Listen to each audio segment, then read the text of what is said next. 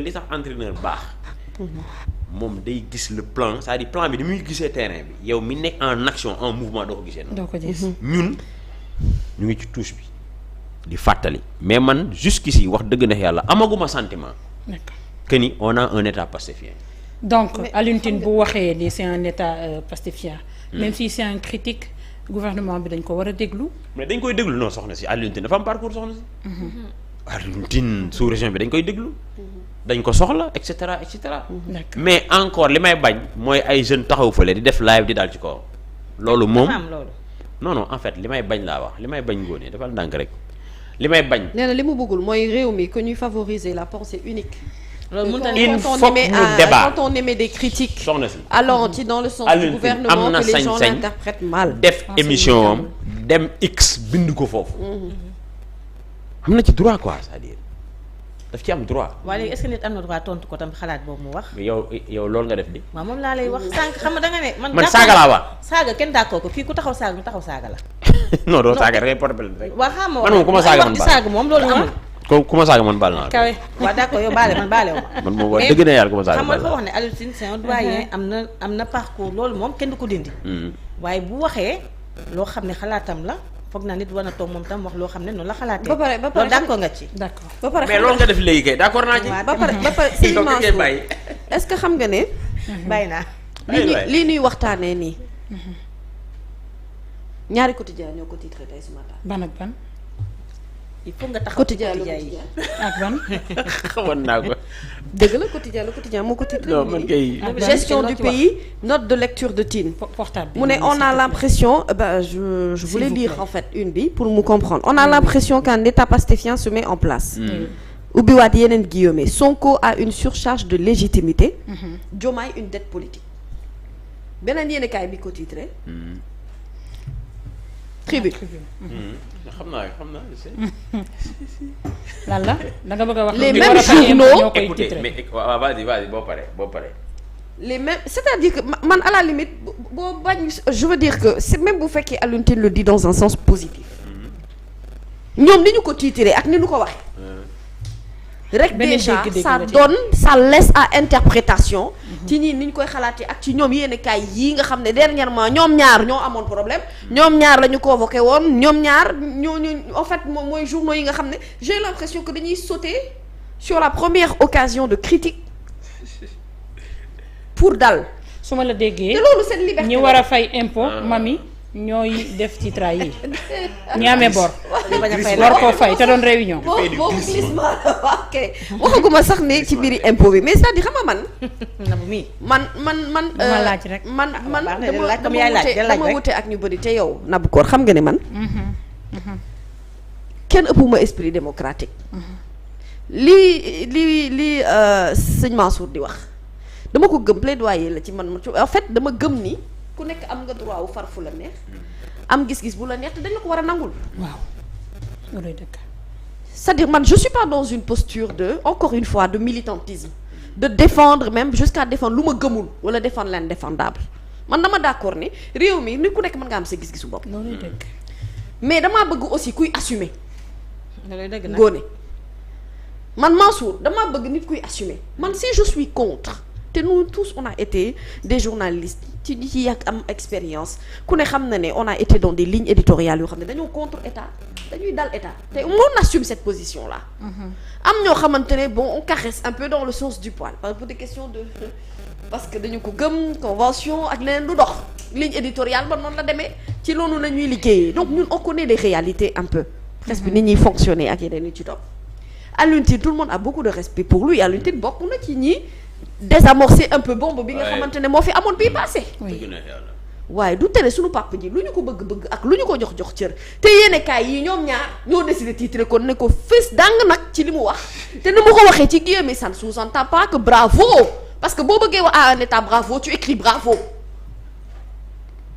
tu n'écris pas bravo mais 3 points de suspension mais non loo bëgg a wax maanaam borom gémmiñ qu'on s'assume du wax jàmm moo dal le quotidien ak la tribune loolu sa wax la man dama lay laaj rek loolu sa wax borom gémmiñ guy naaj ci du wax jàmm loolu la olof wax dama ne daal Alioune Tine état pastéfien, le terme pastéfien sëñ Mansour l'a dit, n'est pas français, il n'existe pas dans le dictionnaire.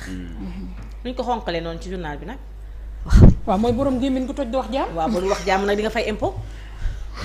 mooy li ma la waxoon ci manipulation bi ak jéem a xool nooy def ba tiital leen. loolu lay jeex. ngoone yow dimbali ma rek. ma ne li nga wax loolooy dëgg. waaw man lan moo tax man moom su ma ko laajee mënumaa tontu. na la tontu nag tontu ko. man je n'affirme rien dama la laaj mani la borom gémmiñ gu xonk borom gémmiñ gu toj comme ni ko olof kii dama dóor ah boo ko xëppee kii ma xëpp la ndox bàyyi jàmbur mu wax bàyyi xale bi mu man posé pourtant question Ousmane newoon na ma démb. bàyyi jàmbur newoon na ma démb. yàlla tey yow rek yaa fay nekk seen góor kon xam naa moom lii la gisoon. li mu gis de fekk nga ko feewit. waaw donc mais ñoom ñoo may tooy. déedéet kenn sama xarit nga nag xarit suñu xarit ñun ñëpp. yow non je sais. waaye mais ndax taalibe ay ngay sama phrases sëriñ indirectes la am. yoo Non, xamante ay kuule dugal de ba mu ay gémmiñ écoute, du non naan. mais quand je naan la pose naan une la question posé woo ma question. man li ma bëgg waa kon xoolal Question pareel indirecte ma laaj ko ak kii point d'interrogation. laaj ma Waa ko pare na borom laaj ma ko. borom impôt yi bu ñuy titré lii mooy borom gémmiñ gu toj du wax jàmm wala. non c'est pas lié en fait xam nga. Am na journalisme liaison. d'abord Am na liaison. c'est s'informer avant d'informer. oui Le journalisme d'abord c'est des techniques hein. oui C'est des techniques d'abord yoo xam ni da nga koy jàng. boo ko jàngee nag loolu li dal magistrat yi daf ñuy dal mooy sa akulaay taalaa ngay wax moom ngay bind. bu dee magistrat bi akulaay taalaa am. moom lay prononcer effectivement en termes de sentence. Informer aussi. C'est choisir c'est-à-dire. c'est quotidien un choix. c'est-à-dire quotidien am na sañ-sañ wax dëgg neex yàlla président wër Kajoor Bawol dem ci sous-région bi ñëw mu ne man duma ci wax Alioune Tine def tweet mu def ko une loolu am na ci droit quoi au fait c'est la liberté les gars tribune am na ci sañ-sañ ak d'accord. am nañ ci sañ-sañ quoi te dañ leen koy nangul est-ce qu'on est d'accord léegi est-ce que ñoom dañuy yem ci tweet bi kese wala après dañuy dem utal ko commentaire qui est un genre journalistique et qui est libre loolu c'est une autre paire de manches xam nga lu ñuy mooy bi ngay bañ def nii. ah mooy bi ngay def nii. waaw tu commentes. du yaa ma laaj kañ nga may tontu ci li ma la laaj.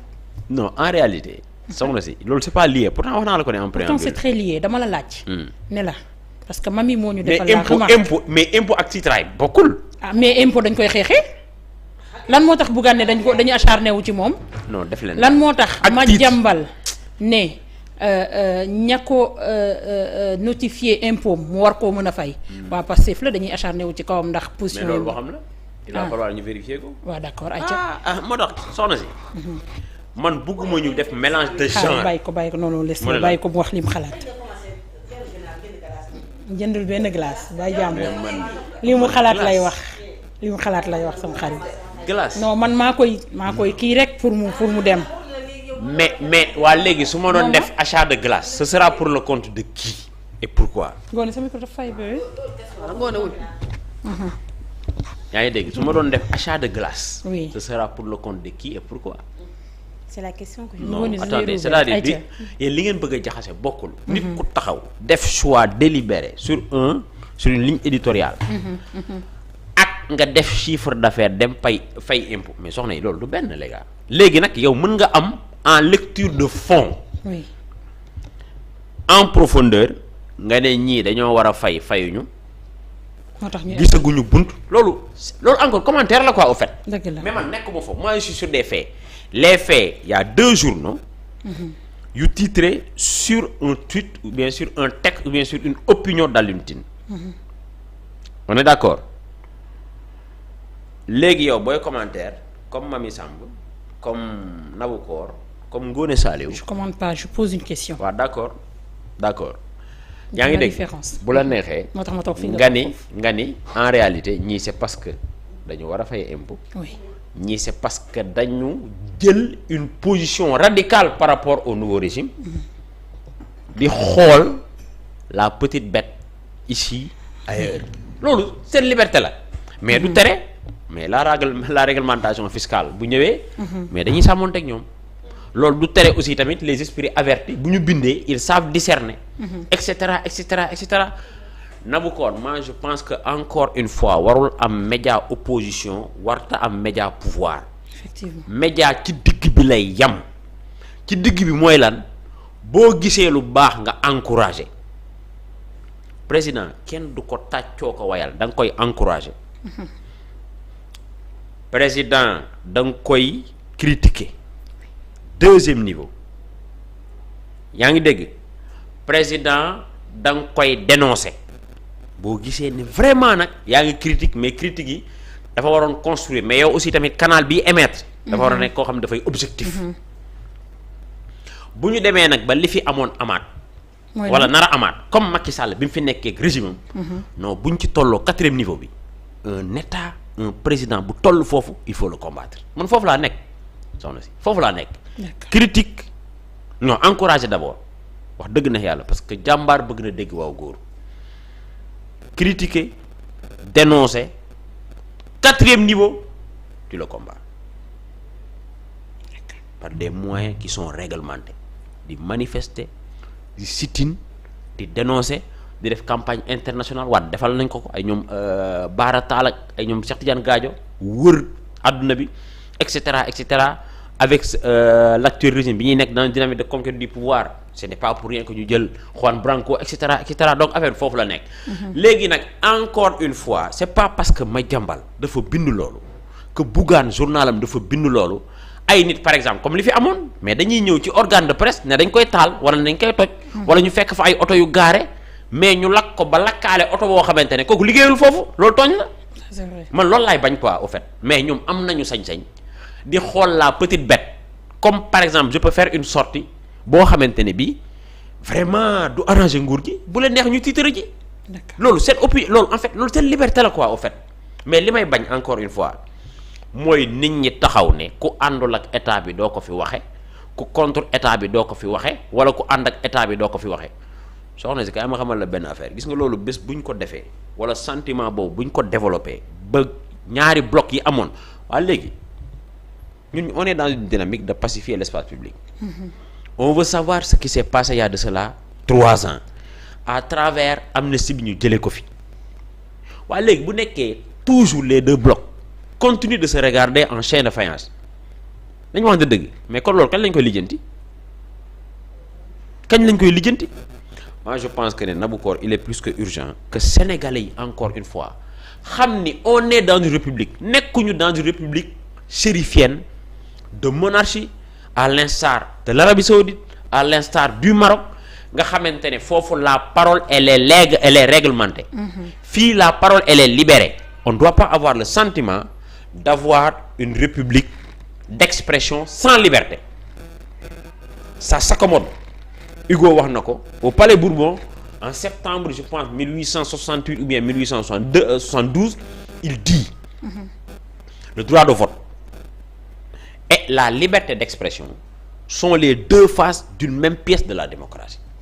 Soxna si on est dans un régime républicain à vocation démocratique. D'accord léegi le quotidien ci ginnaaw tuuti parce que yaa dugg ci le fait que ñun ñëpp ñu bëgg a xam lan moo xewoon tey le même quotidien mi xool la bête noire en 2 mois ci pouvoir bi moom ndax gisul woon la bête noire ci nguuru Macky Sall. waaw defal ndànk yow kay da ngay citer Madiambal Diagne ñëpp xam nañ accointance am ak Macky Sall.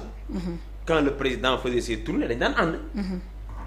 Tu fais le lien après tu tires la conclusion ça tout le monde le sait les gars Madiambal Diagne si ça ne dépendait que de lui mais Amadou Ba mooy falu loolu ñëpp xam nañ ko loolu ce n'est même pas en fait de on n'a même pas besoin en fait de se poser des questions loolu daf ko affiché bind ci Amadou Ba livre mën naa ne nekk directeur de campagne am de manière officieuse waaw kooku kay beneen régime bu changé mais c'est tout à fait normal qu'il continue de voguer de surfer sur en fait sur ces mêmes vagues. Et là est-ce qu'on pourra parler du journalisme non defal ndànk rek. jërëjëf dama man ci logique laa nekk. logique waaw la logique. moom logique ndax nga ànd ak nit kooku faluwul keneen toog nga koy critiquer ndax on pourra parler du journalisme. soxna si bàyyi xoolal dama ne moom logique am loolu la d'autant plus que ma logique du journalisme lan la. les faits. qui sont d'accord sacrés le commentaire qui est libre kon baax na. non Madiambal il n'est pas journaliste de formation. waaw d'accord même s'il n'est pas journaliste de formation. yor c'est ça na logique organe boo xam ne moom lay xeexee def ko arme de combat. defal ndànk rek c'est-à-dire xoolal. man xam nga lan laay bañ. xam nga li may bañ mooy ñaari blocs yi di dóorante. je suis d'accord avec toi. est-ce qu'on est d'accord. oui. lu yorent bi amul bi muy dund. nit mënu ko am ñëpp ne waaw ànd ak yow mënul nekk est-ce que tu sais que la cravache utilisée entre guillemets par ces deux journaux est-ce que du tax sax Diomaye ak Sonko gën di góorgóorlu xam ne gars yi duñu leen may dara mais c'est une question les gars. waaw mais le fait que ñun ñu toog fii rek d'accord ne. mais loolu moo tax sa opposant baax ci réew parce que opposant finalement dafay aider régime bi dinaa à ce que mu xam xamante ne bii opposant nga wax nag na mami.